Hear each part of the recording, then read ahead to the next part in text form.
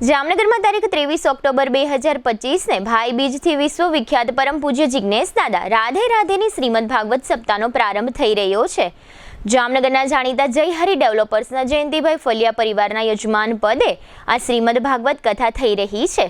આ ભાગવત કથા ખૂબ જ મોટા લેવલ ઉપર યોજાઈ રહી છે।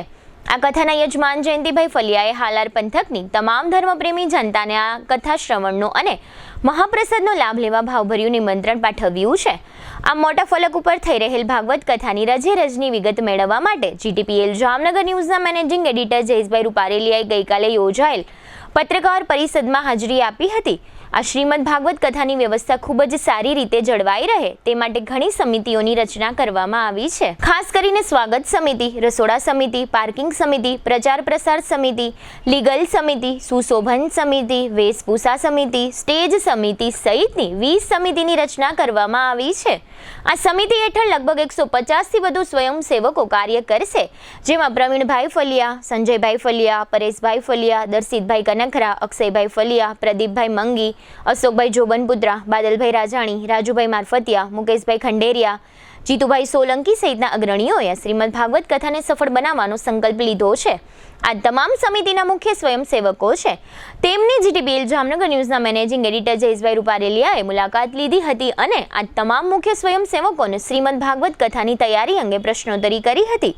આ પ્રશ્નોત્તરીના જવાબ દરમિયાન સ્વયંસેવકોએ જણાવ્યું હતું કે આ કથા મંડપમાં સિક્યોરિટીના ભાગરૂપે સીસીટીવી કેમેરાની તેમજ ટ્રાફિકની વ્યવસ્થા જાળવવા માટે સિક્યોરિટી ગાર્ડ તથા 2 વ્હીલર અને 4 વ્હીલર માટે વિશાળ પાર્કિંગની પણ સુપર વ્યવસ્થા કરવામાં આવી છે। આ ઉપરાંત પ્રશ્નોત્તરી દરમિયાન દરેક સ્વયંસેવક ઉપર એક પૂરા આત્મવિશ્વાસ સાથે ભાગવત કથા અંગેનો ભારે ઉત્સાહ પ્રવર્તી રહ્યો હતો, જેના મુખ્ય અંશો અત્રે પ્રસ્તુત છે।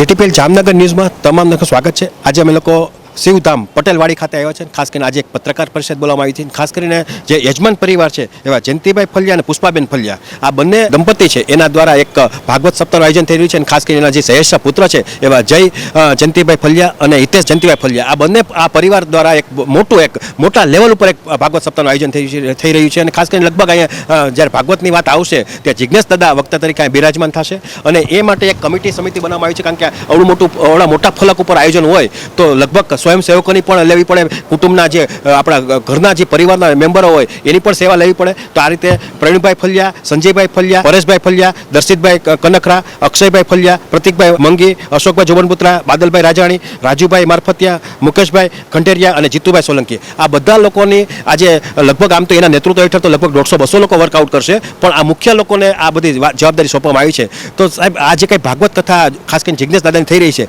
એમાં આપ કઈ રીતની તૈયારી છે અને ખાસ કરીને તમારી પાસે શું જવાબ? આ જિજ્ઞેશ દાદાની કથામાં મોટા પાયે આયોજન છે। આ આયોજનમાં આખી ટીમ વર્ક કરી રહી છે। સૌથી પ્રથમ તો મંડપથી માંડીને વ્યવસ્થાના ભાગરૂપે બધા 20-25 દિવસથી જોડાયેલા છે અને સતત દિને રાત ટીમ કામ કરી રહી છે અને આવતા સમયમાં અમારી નીચે જે ટીમ આવશે એને અલગ અલગ વિભાગમાં કામ કરવાનું આયોજન છે।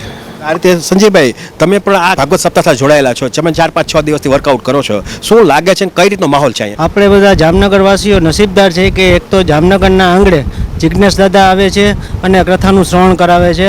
બીજા નંબરમાં ભવ્યથી અતિ ભવ્ય ફલિયા પરિવારના દ્વારા આયોજન કરેલું છે, એમાં મહાપ્રસાદનું પણ આયોજન કરેલું છે। અને બીજું અમારી ટીમ સતત 1 મહિના દિવસ રાતને દિવસ મહેનત કરી રહી છે। બીજા નંબરમાં અમે ક્રમવાઇઝ બધાના પાર્ટ પાડ્યા છે, છાસ સમિતિ છે, નાસ્તા સમિતિ છે બધું। અને બીજા નંબરમાં અમે સિક્યુરિટીનું પૂરેપૂરું ધ્યાન રાખ્યું છે, અમે સીસીટીવી કેમેરા પણ રાખ્યા છે।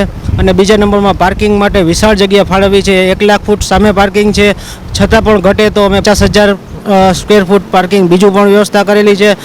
આઉટની એક્ઝિટ માટે વ્યવસ્થિત અમે એન્ટ્રી આપી છે અને બીજા નંબરમાં લેડીઝ અને જેન્ટ્સ માટે પણ સરસ અને બાળકોને સચવાઈ રહે એ રીતનું આયોજન કર્યું છે। પરેશભાઈ, તમે પણ આમાં ઘણા ટાઈમથી એક્ટિવ છો, કઈ રીતની વ્યવસ્થા અને તૈયારી કઈ રીતે થાય છે? તમારે આમાં ધંધા પાણી ભૂલી જવાની વાત? જયભાઈ દ્વારા સપ્તાહનું આયોજન કરવામાં આવેલું છે। અમને બધાને કામની જવાબદારી સોંપેલ છે। એ કામની જવાબદારી અમે અલગ અલગ ટીમો બનાવી, લગભગ 20 ટીમો બનાવી છે। અલગ અલગ ટીમમાં બધાને કામ સોંપવાનું આયોજન હાલે છે। રસોડા વિભાગ છે, સપ્લાય વિભાગ છે, કથા મંડપ છે, પાણીની વ્યવસ્થા છે, છાસવાળાની વ્યવસ્થા છે, અલગ અલગ ટીમો બધા બનાવી અને બધાને કામ સોંપવાનું કામ ચાલુ છે। આ રીતે તમે જોયું કે આ બધા જે કાર્યકરોનો કહેવાય કે સુપર ઉત્સાહ છે. એ લોકો લગભગ 16 થી 18 કલાક કામ કરે છે, છતાં પણ વહેલા ઉઠી ના સ્થળ ઉપર આવી જાય છે. એટલે કે ભગવાનની કાંઈક તો શક્તિ મળે છે, નક્કી છે. તો આપણી સાથે દર્શિતભાઈ કનકરા જોડાયેલા છે. આપણે એમને પૂછો કે સાહેબ તમે પણ આમાં એક યુવા ધન છો તમે. આ ભાગવત સપ્તાહ પાછળનો કોઈ સાવ નિસ્વાર્થ ભાવ મારા મામા, મારા નાના બાપા થાય જયંતિભાઈ ફલિયા, એમની જૂની ઈચ્છા હતી કે એકવાર સપ્તાહ કરીને આખું ગામ જમાડવું છે. અને આમાં કાંઈ એનો સ્વાર્થ છુપાયેલ નથી અને બધાય અમે નિસ્વાર્થ ભાવે ખાલી પિતૃના મોક્ષાર્થે જ ભાગવત સપ્તાહનો આખો કાર્યક્રમ યોજેલ છે. આ રીતે અક્ષયભાઈ ફલિયા જે છે એ પણ આ એક પરિવાર સાથે નજીકથી જોડાયેલા છે અને એટલું બધું એ લોકો દિલથી વર્કઆઉટ કરે છે કે લગભગ હવે 80-90% સુધીનું વર્કઆઉટ થઈ ગયું છે. અને હવે ખાલી માત્ર એક વ્યાસપીઠની સ્થાપના થાય એટલી જ વાર છે. તો આપણી સાથે અક્ષયભાઈને પૂછતો, અક્ષયભાઈ તમારો ઉત્સાહ કેવો છે અને કઈ ટાઈપની તૈયારી ચાલે છે? ઉત્સાહ તો બહુ જોરદાર છે, તૈયારી પણ બધી પૂરી થવા જઈ રહી છે. બસ હવે એક છે કે આપણી સપ્તાહ ચાલુ થઈ જાય અને આપણો કાર્યક્રમ સરસ રીતે પતી જાય એવી આપણી શુભેચ્છા છે. અને બહુડી સમાજમાં સંખ્યા બધી આપણે લાભ લઈએ એના માટે આપણે આગ્રહ રાખી છીએ. ભાઈ તમે પણ આ રીતે આમાં જોડાયેલા છો, શું લાગે છે કઈ ટાઈપની તૈયારી છે, કેટલો કાર્યક્રમ સક્સેસ થશે? તૈયારી તો અત્યારે જોરશોરમાં છે અને ઓલમોસ્ટ પૂરી થવા આવી છે. અને સક્સેસની વાત કરી તો રજાનો માહોલ છે, જેથી જામનગરના દરેક સભ્ય લાભ લેવા તૈયાર જ છે અત્યારે. અશોકભાઈ તમે પણ આ રીતની ભાગવત સપ્તાહ ઓલરેડી તમે જિજ્ઞેશ દાદાની ભૂતકાળમાં તમારા પરિવારે આ ભાગવત કરી છે હળવદ ખાતે,